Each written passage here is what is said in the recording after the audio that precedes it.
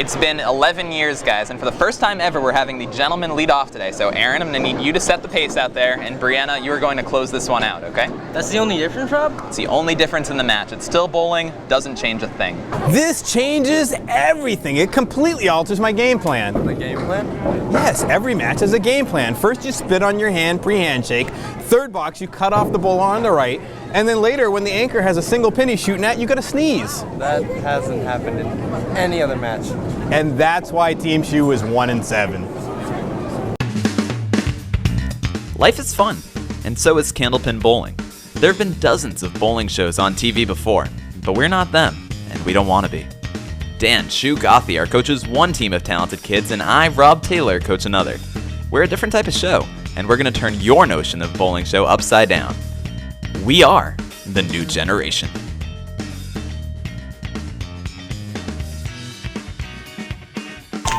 Welcome to Candlepin New Generation, a show that is shining the spotlight on the potential of next Stacia Zernicke by having the ladies bowl second. Or Hillary Clinton. Or Sarah Palin. Never mind.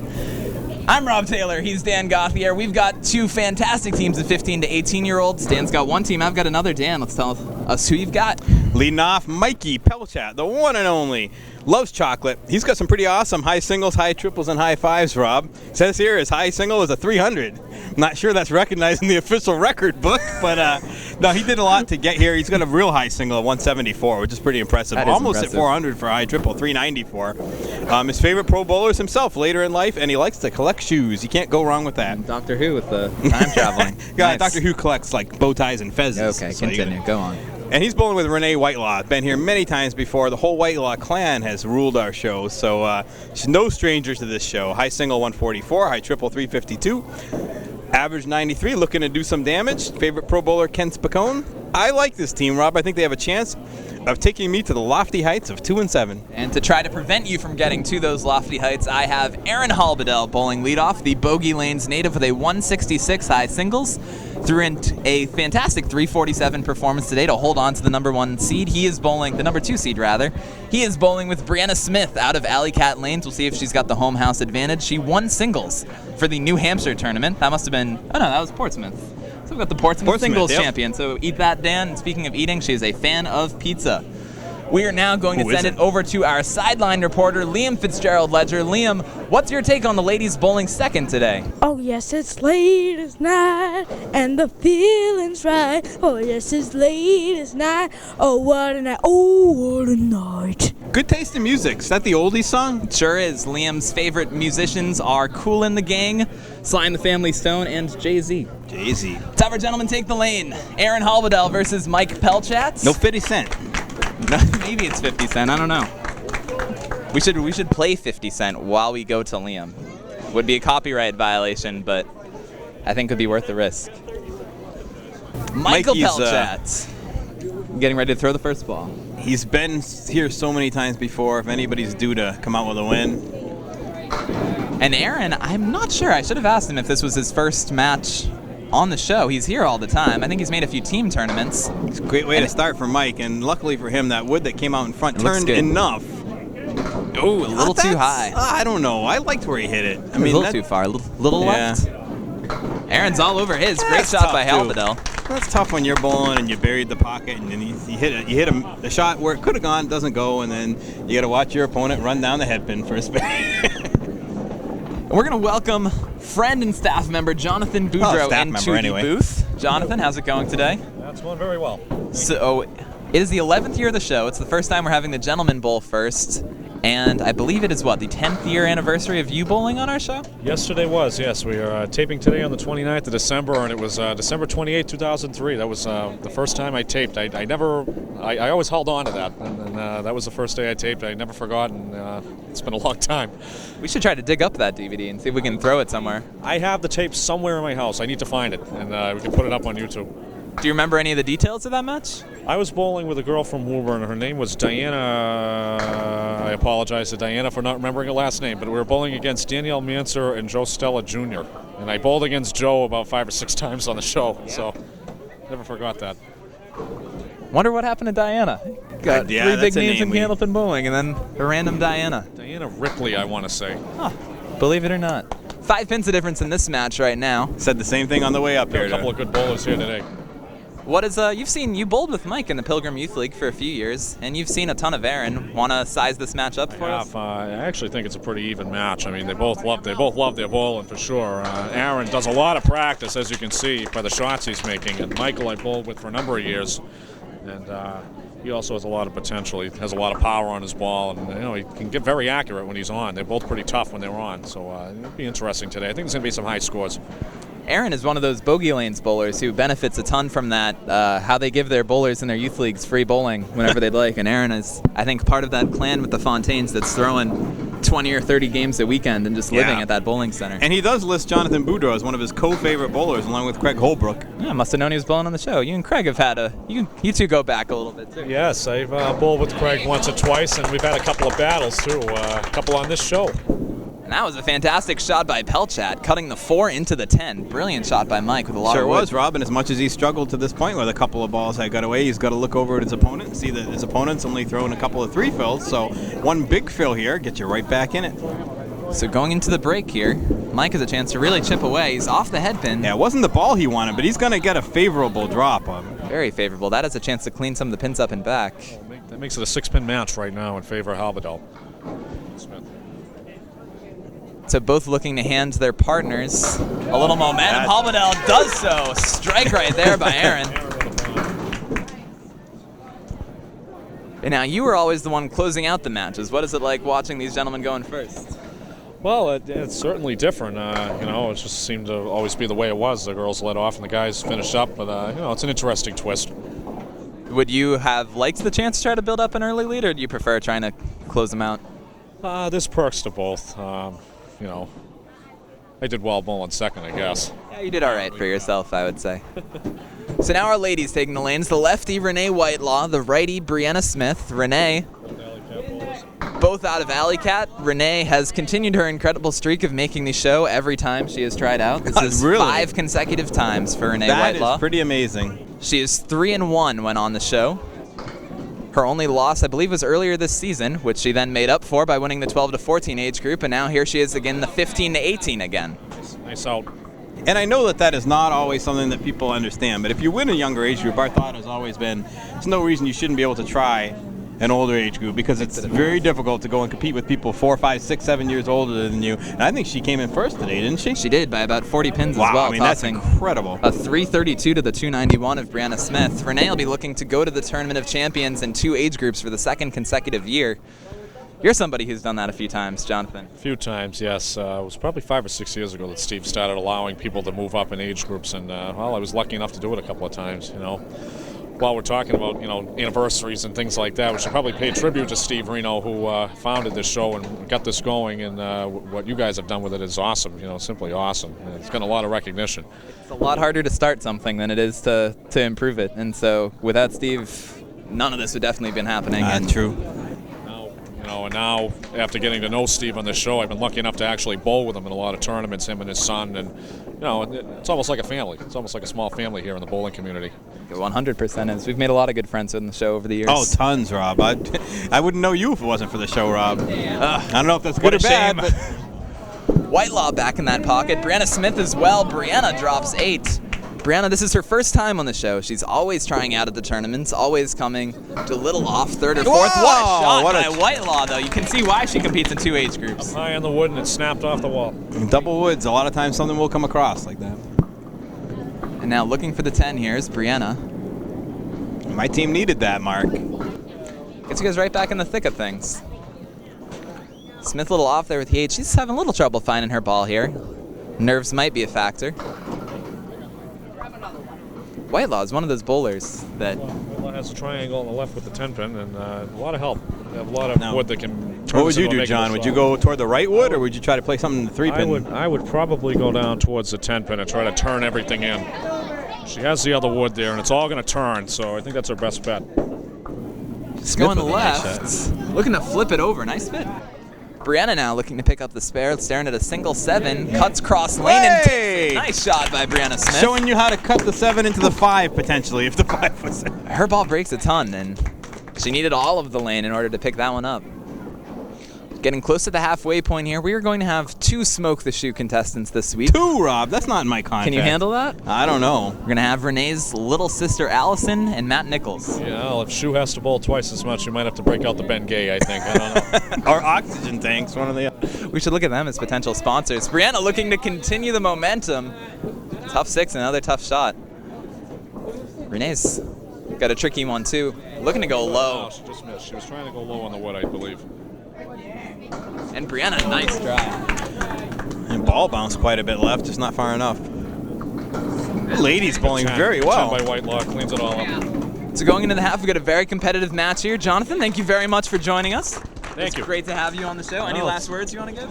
No, nothing much. It's just going to be a good match, and I look forward to seeing the end of it. All right, thanks for being with us, Jonathan. Tight one here on Candlepin New Generation. Join us for 2 episodes of Smoke the Shoe. Smoke the Shoe time here on Candlepin New Generation. We've got Allison Whitelaw, sister of Renee Whitelaw, looking to take down Dan. Allison, what was your score in qualifying? You bowled a pretty good day today, didn't you? Yeah. I think you threw in the 220s, so you had a great score in qualifying. Were you feeling good up there here at your home house in Alley Cup?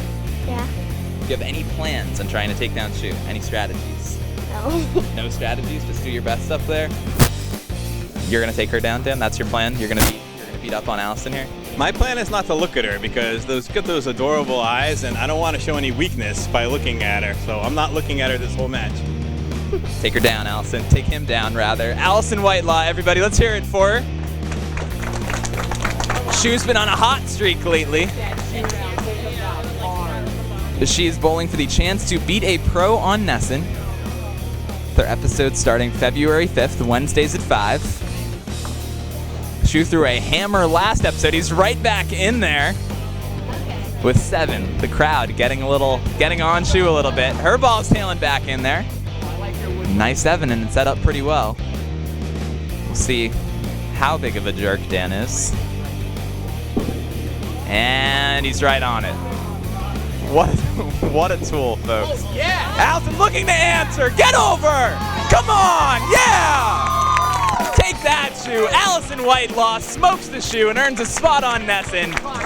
Join us for more fun after the break. Actually got one more Smoke the Shoe. See if Matt Nichols can do it too. Smoke the Shoe double feature this week. We've got Matt Nichols trying to take down Dan Gauthier. Matt, what is your plan? Getting a strike. Solid strategy. Dan, retort. I just had somebody beat me, so I mean, I have my integrity to uphold here, so I'm gonna have to really smoke him.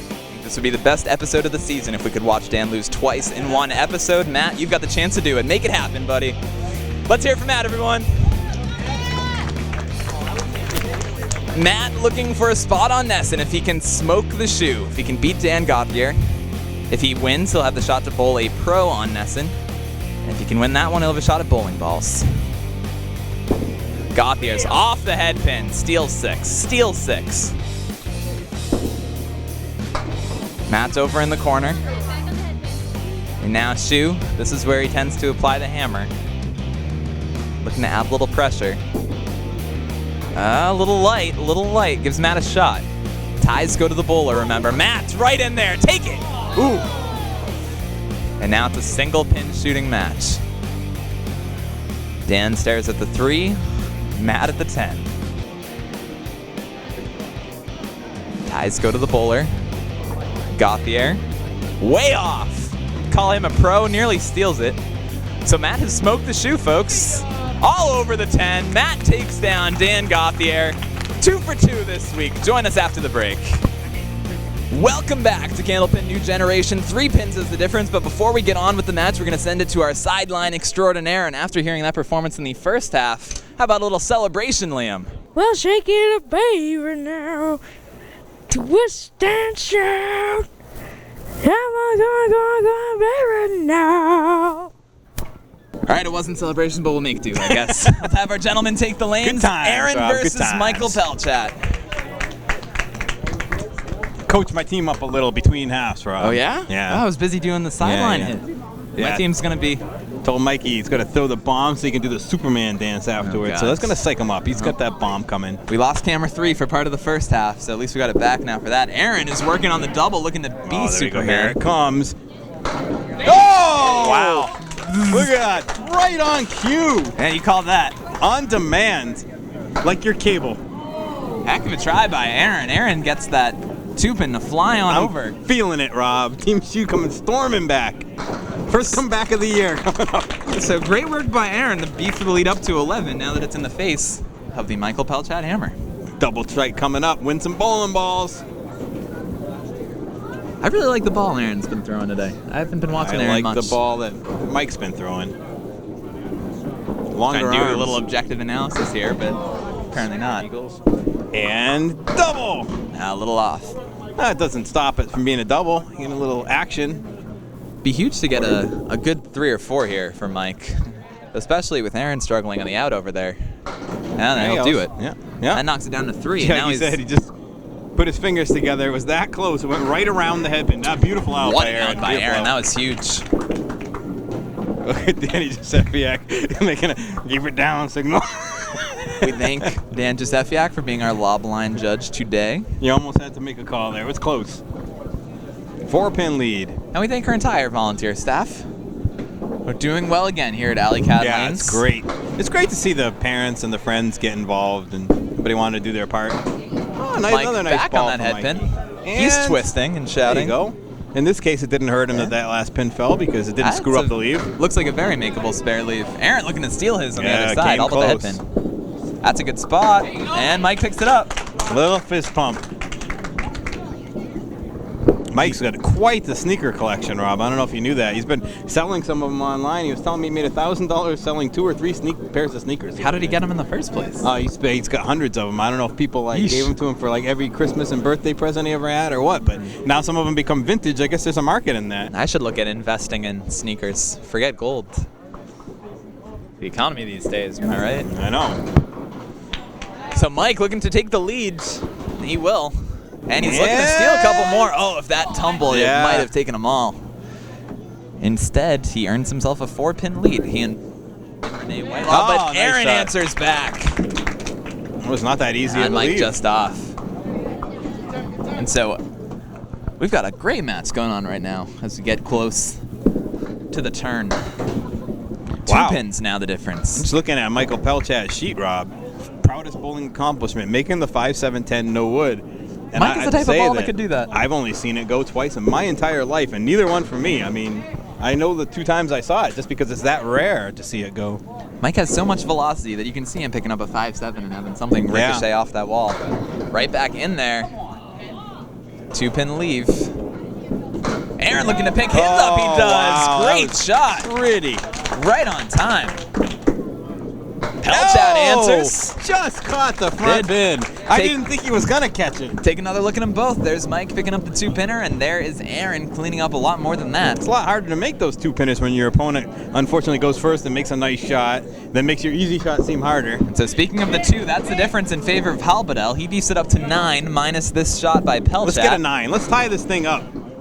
All We right. get 6, so 3 pins is going to be the difference going Not into bad. our ladies' half. Both boys have to be proud of those scores. 120 for Halbedel and 113. A lot of fire up there. Let's hope that 113 is not an unlucky number.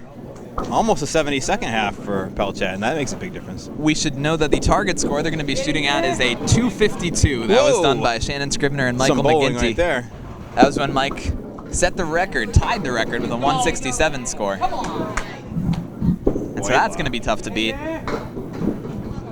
But right now, it's this match that these 2 teams have their eyes on, and Renee Whitelaw is a big opportunity It's here. a tricky one, Rob, because you got a big hole in between the...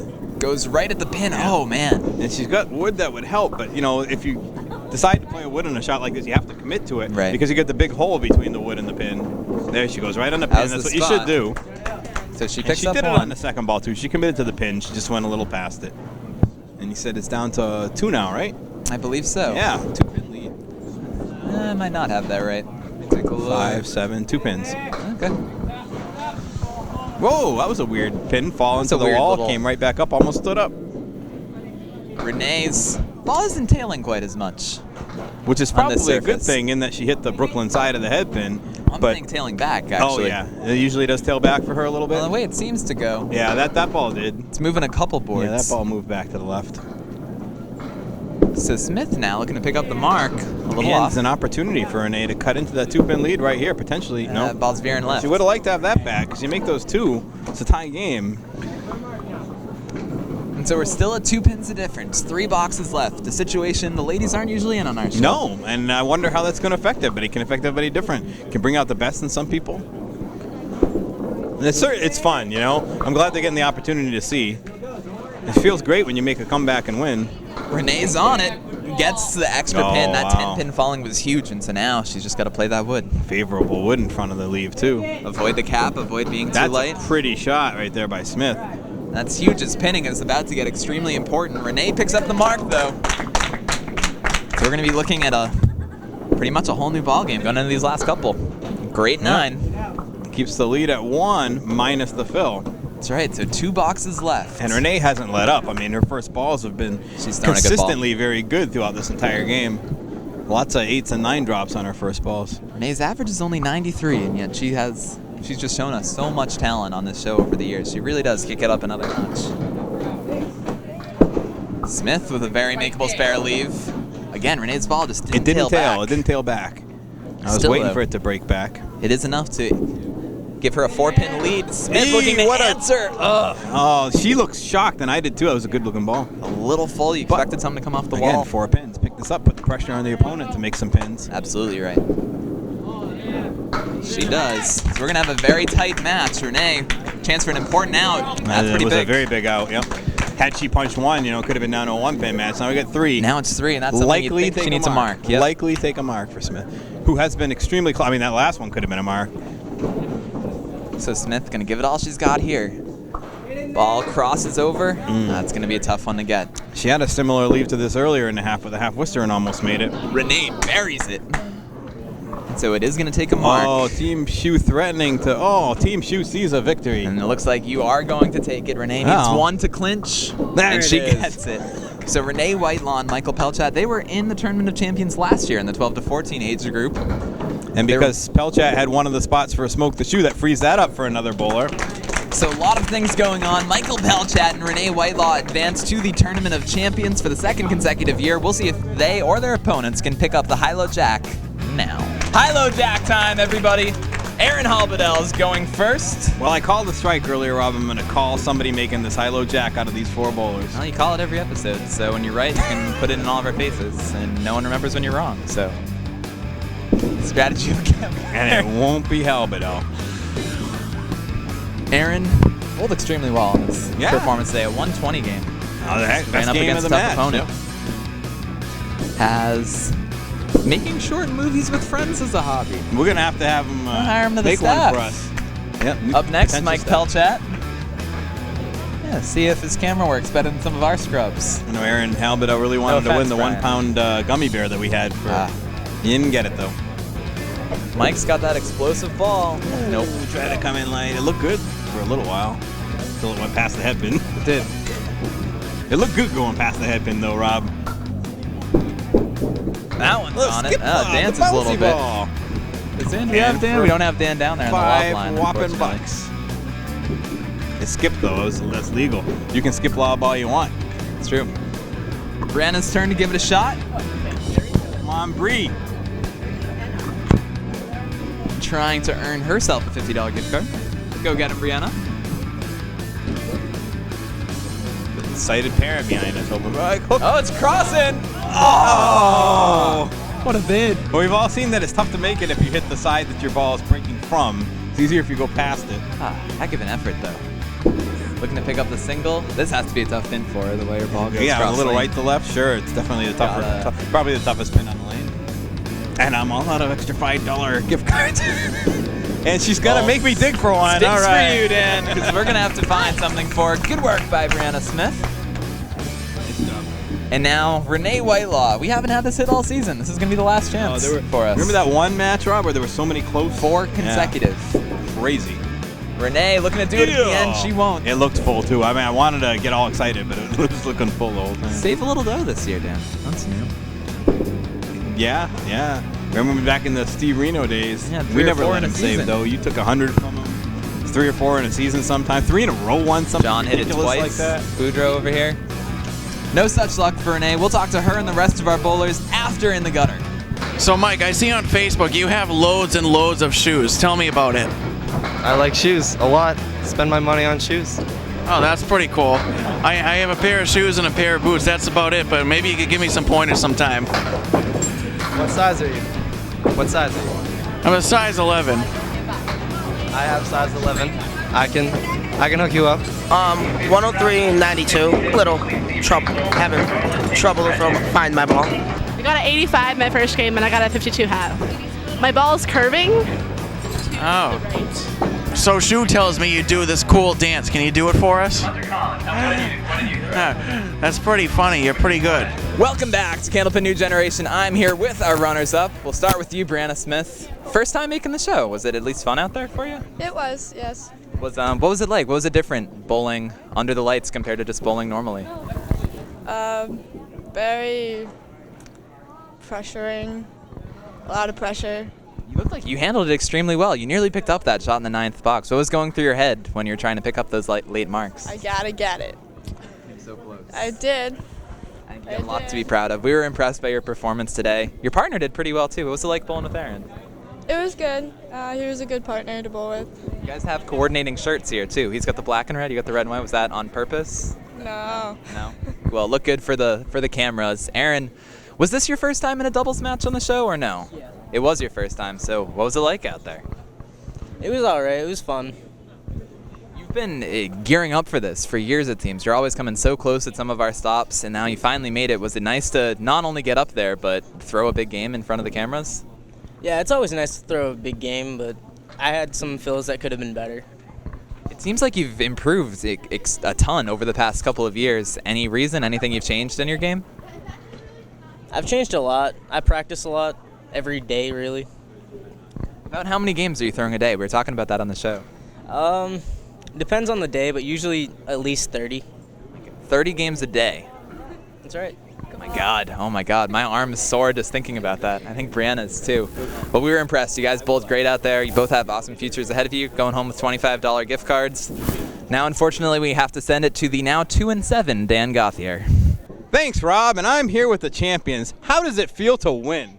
Good. Used to it. Well, I'm not, and I appreciate the effort. Were there any halftime adjustments you two had to make? Because you came storming out in the second half. The pep talk. The pep talk. I told Rob that pep talk would work, and you came out with a strike and the celebration, right? What do you call that celebration? The bow. Wow, nice. It worked, and I got to tell you, gets me off the hook, because 1-8 would have been awful.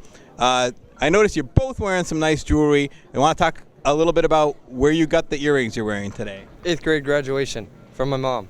That's awesome, and I think she was watching you today and probably real happy that you ended up winning. I'm going to see you back on the Nesson show. How do you think that'll feel, being on TV, real TV? Again, good. That's true. You guys were on last time, right? I don't actually remember. Did you come in second last time or Third? Think you do better this time? Yeah. Renee, same question to you about the jewelry. Let's start there. See, you've got jeweler. How do you say that word? Jewelry? Yeah, that's what I'm saying. And you got a nice necklace. They get that for Christmas? Yes. Who gave it to you? My boyfriend, Who is? Kevin Rooney. Kevin Rooney's been on our show before too, right? Mm-hmm. So you guys, would it have been better if you had made it on and partnered with Kevin for this episode? I don't know. You got Mike. He's not too bad, right? And this is a rematch for you guys, right? Second chance? Mm-hmm. Do you think you'll take anything away from that first chance last year, first try last year, and will that help out in the finals this year? Tim Douglas. Does he scare you guys? No. Nobody scares you guys, right? How about you in the second half? You look like a... Actually, I can't say that you bowled better in the second half. You bowled great all the way through. Your first balls were awesome today. Yeah, I've been hitting the head pin a lot. Yeah, it makes a big difference, all 9s and 8s, and I can't believe your averages. I looked down and I thought I'd see a 115 there. How have you been doing this year? Like, what's the highest you've averaged so far? Like, 97. It's hard to believe. It seems like you always seem to exceed that on our show every time. Again, congratulations. Good luck in the finals. I'm so unused to winning that I don't know how to close the show out. So I'm going to turn it back over to Rob to close us out and take us on home. Rob, take us home. Thank you, Dan, and thank you for watching Candlepin New Generation. From the entire staff here at Alley Cat Lanes, they were fantastic to us, and on behalf of our entire volunteer staff, watch all our episodes on candlepingeneration.com, and Wednesdays, starting at 5 on Nesson. You can watch these guys compete in our Tournament of Champions. Thank you for watching, everybody. Guys, you've been here before. We're not going to go anywhere until you do something funny. Make me laugh, or else you're staring at that line forever.